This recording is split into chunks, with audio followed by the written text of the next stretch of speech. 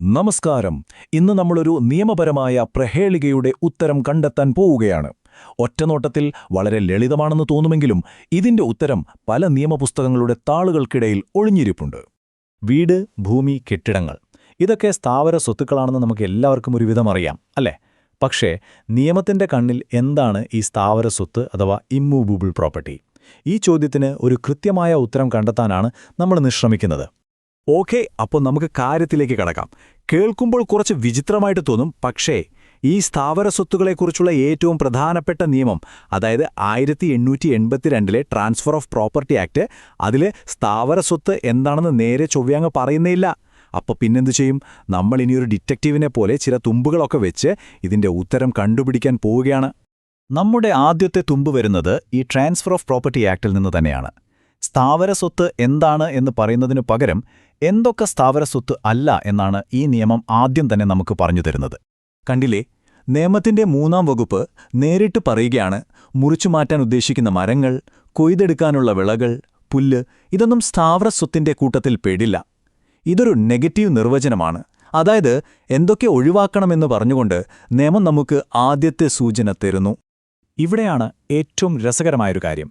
ഒരു മരം സ്ഥാവര സ്വത്താണോ അതോ ചലിക്കുന്ന സ്വത്താണോ എന്ന് തീരുമാനിക്കുന്നത് ആ മരമല്ല, മറിച്ച് അത് വെച്ചുപിടിപ്പിച്ച ആളുടെ ഉദ്ദേശമാണ്. സംഭവം സിമ്പിളാണ്. ഇപ്പോൾ ഒരു തേക്ക്, അതെന്തിനാ നമ്മൾ നടുന്നത്? വളർന്നു വലുതാകുമ്പോൾ മുറിച്ചു വിറ്റ് കാശാക്കാൻ, അല്ലേ? അപ്പോൾ അത് ചലിക്കുന്ന സ്വത്തായി, അതായത് മൂവബിൾ പ്രോപ്പർട്ടി. നേരെ മറിച്ച് നമ്മുടെ പറമ്പിലൊരു മാവ്, അതിന്റെ തണലും മാങ്ങയോ ഒക്കെ ആസ്വദിക്കാൻ വേണ്ടിയല്ലേ നമ്മളത് നിലനിർത്തുന്നത്? അത് ഭൂമിയുടെ ഒരു ഭാഗമാണ്. അതുകൊണ്ട് അതൊരു സ്ഥാവര സ്വത്തായി, ഇമ്മൂവബിൾ പ്രോപ്പർട്ടി. കണ്ടില്ലേ, ഉദ്ദേശം മാറുമ്പോൾ നിയമവും മാറുന്നത്. അപ്പോൾ സ്ഥാവര സ്വത്തിൽ എന്തൊക്കെ വരില്ല എന്ന് നമ്മൾ കണ്ടു. ഇനി എന്തൊക്കെയാണ് ഉൾപ്പെടുന്നത് എന്ന് കണ്ടെത്താൻ നമ്മൾ മറ്റൊരു നിയമത്തിന്റെ സഹായം തേടണം. അതാണ് 1897 ജനറൽ ക്ലോസസ് ആക്ട്. ഇതാണ് നമുക്ക് കിട്ടുന്ന ആദ്യത്തെ വ്യക്തമായ പോസിറ്റീവ് നിർവചനം. ഇത് നമുക്ക് 3 പ്രധാനപ്പെട്ട ഘടകങ്ങൾ തരുന്നുണ്ട്. 1 ഭൂമി, 2 ഭൂമിയിൽ നിന്നുള്ള ആനുകൂല്യങ്ങൾ, പിന്നെ 3-ാമത്തേത് ഭൂമിയുമായി ബന്ധിപ്പിച്ചവ. ശരി, ഇനി ഈ 3 ഘടകങ്ങളെയും നമുക്ക് ഓരോന്നായിട്ടൊന്ന് കീറിമുറിച്ച് പരിശോധിക്കാം. അപ്പോഴേക്കും ചിത്രം കുറച്ചുകൂടി വ്യക്തമാകും. ഭൂമിയിൽ നിന്നുള്ള ആനുകൂല്യങ്ങൾ എന്താണിതുകൊണ്ട് ഉദ്ദേശിക്കുന്നത്? ഉദാഹരണത്തിന്, ഒരു കെട്ടിടത്തിൽ നിന്ന് വാടക പിരിക്കാനുള്ള അവകാശം, അല്ലെങ്കിൽ ഒരു കുളത്തിൽ നിന്ന് മീൻ പിടിക്കാനുള്ള അവകാശം, ഇതൊക്കെ ഇതിൽപ്പെടും. അപ്പോൾ ഇവിടുത്തെ ഏറ്റവും പ്രധാനപ്പെട്ട കാര്യം എന്താണെന്ന് വെച്ചാൽ, നിങ്ങൾക്ക് ആ ഭൂമി സ്വന്തമായില്ലെങ്കിൽ പോലും അതിൽ നിന്ന് ലഭിക്കുന്ന ഇത്തരം അവകാശങ്ങളെ നിയമം ഒരു സ്ഥാവര സ്വത്തായിട്ടാണ് കണക്കാക്കുന്നത്. ഈ നിർവചനത്തിലെ ഏറ്റവും സങ്കീർണമായ, അല്ലെങ്കിൽ ഏറ്റവും കൂടുതൽ സംശയങ്ങൾ വരാൻ സാധ്യതയുള്ള ഒരു ഭാഗമാണ് ഭൂമിയുമായി ബന്ധിപ്പിച്ചവ എന്നത്. ഇതിന്റെ അർത്ഥം പൂർണ്ണമായി മനസ്സിലാക്കാൻ നമ്മൾ വീണ്ടും ട്രാൻസ്ഫർ ഓഫ് പ്രോപ്പർട്ടി ആക്ടിലേക്ക് തന്നെ തിരിച്ചു പോകണം. അവിടെയാണ് നമ്മുടെ അവസാനത്തെ തുമ്പ് ഒളിഞ്ഞിരിക്കുന്നത്. ഈ നിയമം അനുസരിച്ച് ഒരു വസ്തു ഭൂമിയുമായി ബന്ധിപ്പിച്ചു എന്ന് പറയാൻ 3 വഴികളുണ്ട്. ഇതിലെ ആദ്യത്തെ 2 വളരെ സിമ്പിളാണ്, അല്ലേ? മരങ്ങൾ ഭൂമിയിൽ വേരൂന്നിയവയാണ്. കെട്ടിടങ്ങളും മതിലുകളും ഭൂമിയിൽ ഉറപ്പിച്ചവയാണ്. എന്നാൽ നമ്മൾ ശ്രദ്ധിക്കേണ്ട ഏറ്റവും കൗതുകകരമായ ഭാഗം ആ 3-ാമത്തെ പോയിന്റാണ്. അതായത്, ഒരു സാധനം ഒരു കെട്ടിടത്തിൽ നമ്മൾ ഘടിപ്പിക്കുമ്പോൾ അത് താൽക്കാലികമായി വെച്ചതാണോ അതോ ആ കെട്ടിടത്തിന്റെ ഒരു സ്ഥിരം ഭാഗമായി ഉപയോഗിക്കാൻ വേണ്ടിയുള്ളതാണോ എന്നതിനെ ആശ്രയിച്ചിരിക്കും അതിന്റെ നിയമപരമായ സ്റ്റാറ്റസ്. ഈ ഉദാഹരണം നോക്കൂ, ഇത് കാര്യങ്ങൾ വളരെ വ്യക്തമാക്കും. ഒരു സീലിംഗ് ഫാൻ, അത് നമ്മൾ വീടിന്റെ ഒരു ഭാഗമായി കണക്കാക്കി സ്ഥിരമായി ഉപയോഗിക്കാനാണ് വെക്കുന്നത്.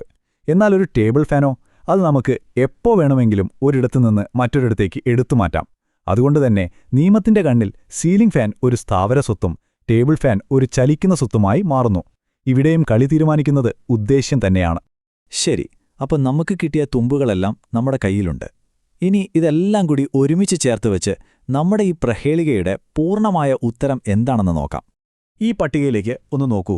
നമ്മൾ ഇതുവരെ ചർച്ച ചെയ്ത എല്ലാ നിയമങ്ങളും ഉദാഹരണങ്ങളും ഇതിലുണ്ട്. ഭൂമി, ഭൂമിയിൽ നിന്നുള്ള അവകാശങ്ങൾ, പഴങ്ങൾ തരുന്ന മരങ്ങൾ, കെട്ടിടങ്ങൾ, അതിലെ വാതിലുകളും ജനലുകളും, ഇവയെല്ലാം സ്ഥാവരമാണ്. എന്നാൽ മുറിച്ചു വിൽക്കാനുള്ള മരങ്ങളും വിളവെടുക്കാനുള്ള വിളകളും സ്ഥാവര സ്വത്തല്ല. അപ്പോൾ നമ്മൾ ഇതിൽ നിന്ന് എന്താണ് മനസ്സിലാക്കേണ്ടത്? സ്ഥാവര സ്വത്ത് എന്നതിന് ഒറ്റ വാക്കിലൊരു നിർവചനമില്ല. പകരം നിയമം നമ്മളെ ഒരു ഡിറ്റക്റ്റീവിനെ പോലെ ചിന്തിക്കാൻ പ്രേരിപ്പിക്കുകയാണ്.